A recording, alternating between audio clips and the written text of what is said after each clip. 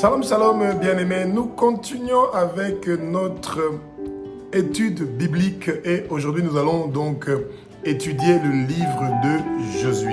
Alors, le livre de Josué est un livre qui est très intéressant. Pourquoi? Parce que c'est un livre qui nous apprend à la victoire et en même temps au combat.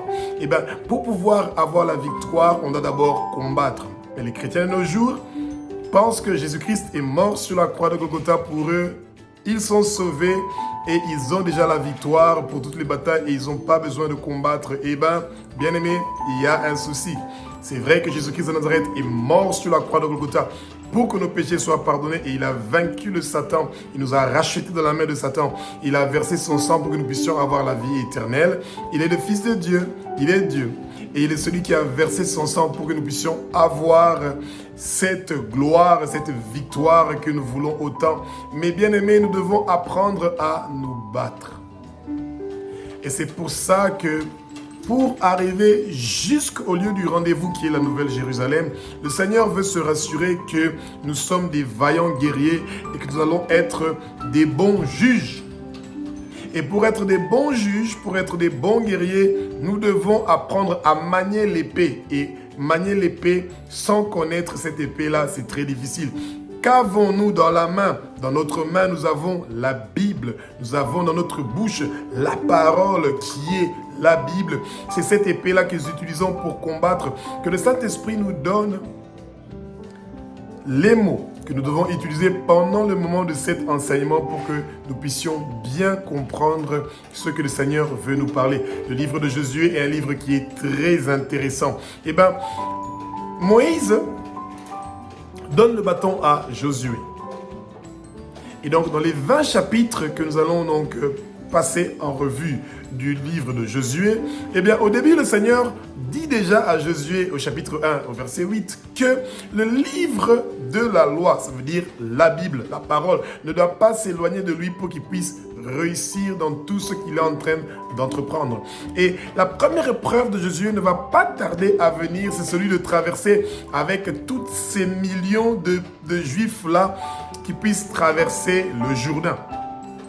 Et Josué était fortifié par Moïse, il était fortifié par Dieu et il savait que c'était un homme de guerre et qu'il va réussir à traverser le Jourdain pour qu'il puisse arriver devant la ville de Jéricho où ils avaient déjà envoyé des espions et il était sûr qu'ils allaient réussir avec cette mission-là. Eh bien, bien aimé, en ce moment-ci, vous êtes arrivé devant le Jourdain et que vous pensez que vous êtes en train de traverser des problèmes terribles, que vous n'allez pas vous en sortir, que vous pensez qu'il n'y a pas de solution, j'ai une bonne nouvelle pour vous, bien-aimés, parce que dites ceci ensemble avec moi. Je traverse le Jourdain, je traverse le Jourdain, je traverse le Jourdain.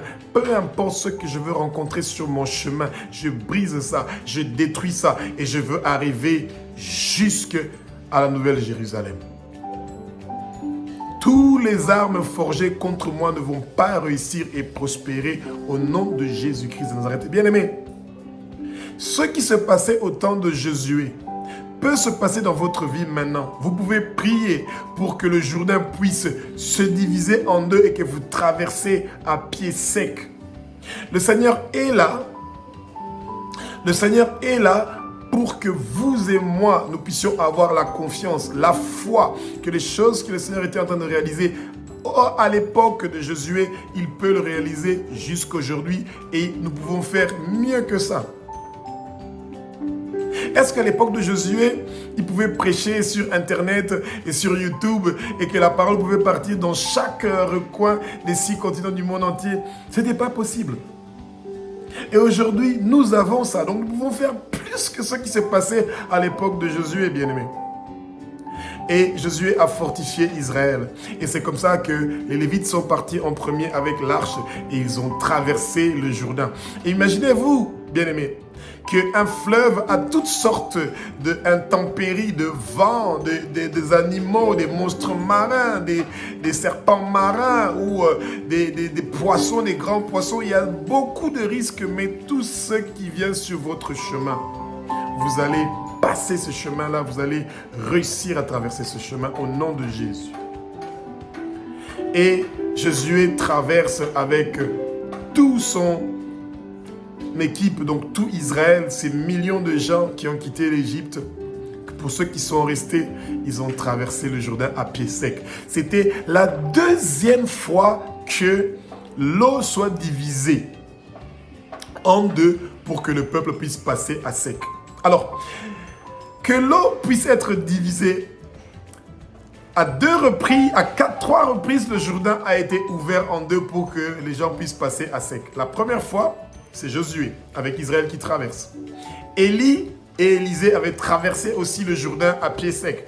Et ensuite, Élisée a traversé encore une fois lui-même le Jourdain à pied sec. Bien-aimés, nous devons demander cette puissance-là au Seigneur. Que quand nous prions et que nous disons que le lac Tanganyika ou le fleuve Congo qui puisse se diviser en deux pour que vous puissiez passer à pied sec, ça doit arriver. Nous devons demander au Seigneur de nous faire cette grâce-là. Les choses qui se passaient dans les temps anciens, ce n'est pas encore terminé. Nous pouvons encore voir ces choses-là. La parole nous dit, voici ce qui accompagnera ceux qui auront cru. Nous allons guérir les malades. Les aveugles vont voir. Les morts vont ressusciter. Les sourds vont écouter. Les muets vont parler. Bien-aimés, les choses qui se passaient dans les anciens temps, ça peut se passer aussi dans notre temps. Et ensuite, Josué avec Israël se retrouve devant la ville de Jéricho. Ils avaient déjà envoyé des espions pour aller regarder qu'est-ce qui se passe à Jéricho. Donc Josué chapitre 6 est un chapitre que beaucoup de chrétiens, vous devez garder ces paroles-là dans votre cœur. Que peu importe le mur qu'on a construit tout autour de votre vie, vous brisez ce mur-là, vous brisez ce mur-là, vous brisez tous les murs qu'on a construits dans votre vie, toutes les forteresses, tous les hôtels de vos familles, vous devez les briser et les détruire au nom de Jésus-Christ de Nazareth. Bien-aimés, ce Jésus qui est le Fils de Dieu, ce Jésus qui est Dieu, ce Jésus qui a versé son sang sur la croix de Golgotha pour que nos péchés soient pardonnés, il peut briser tous les murs de Jéricho qu'il y a dans votre vie. Toute opposition qui vient dans votre vie contre votre succès, contre votre réussite, contre votre maternité, contre vos finances, eh bien, Jésus peut détruire ça. Et le Saint-Esprit va mettre les paroles dans votre bouche pour que vous puissiez détruire toutes ces forteresses, tous ces hôtels, tous ces murs qu'on a construits pour vous empêcher de pouvoir réussir et prospérer dans votre vie. Tous les obstacles, toutes les limitations, toutes les barrières qu'on a mis sur votre chemin pour que vous ne puissiez pas percer, réussir, prospérer dans la vie. Nous les brisons au nom de Jésus. Nous les brisons au nom de Jésus. Bien-aimés, n'oubliez pas d'apprendre la parole. Quand vous connaissez la parole, ça devient facile de faire ces prières-là, bien-aimés. Josué 7 à 12 parle maintenant de la conquête. Après Jéricho, eh bien, Israël commence maintenant à conquérir du sud au nord.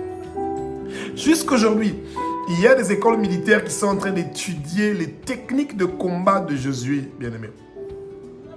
Et la conquête de Josué qui quittait du sud jusque vers le nord, le Seigneur les a demandé d'éliminer tous les peuples qu'ils ont trouvés sur leur chemin. Bien-aimés, dans la famille de votre père et de votre mère, il y a des gens qui ne veulent pas que vous occupiez votre vie, que votre destinée soit brillante, que vous puissiez percer dans la vie. C'est pour ça que vous devez dire que toute bataille qui vient de la famille de mon père et de ma mère, qui m'empêche de pouvoir réussir et prospérer dans la vie, je brise ces batailles-là, je détruis ces batailles-là, je ruine ces batailles-là au nom de Jésus-Christ de Nazareth. Bien-aimés, apprenez à ouvrir votre bouche, à proclamer votre victoire parce que le Seigneur parle de la victoire. Le Seigneur parle des victoires dans le livre de Josué. Le seul moment où Israël a perdu, c'est quand Akan avait pris des choses vouées à la destruction. C'est là que Israël a perdu. Mais vous, vous êtes plus que vainqueurs. C'est pour ça que votre nom est inscrit dans le livre de vie de l'agneau et ça ne sera pas effacé. Et Jésus confesse votre nom devant Abba et devant les anges. Et vous mangez de l'arbre de vie qui se trouve au milieu du paradis de Dieu. Bien-aimés, vous recevez un caillou blanc sur lequel est inscrit votre nouveau nom. Sur votre front est inscrit le nom de Jésus. Sur votre front est inscrit le nom de Abba, notre Père qui est aux cieux. Sur votre front est inscrit le nom de la Nouvelle Jérusalem, la destination où nous sommes en train de partir, bien-aimés. C'est merveilleux de voir comment le Seigneur veut que nous ayons la victoire et que nous apprenons à nous battre. Réveillons-nous tôt le matin pour prier. Réveillons-nous tôt le matin pour méditer la parole. Étudions la parole le plus possible que nous le pouvons. Ne laissons pas d'autres gens lire la parole pour nous.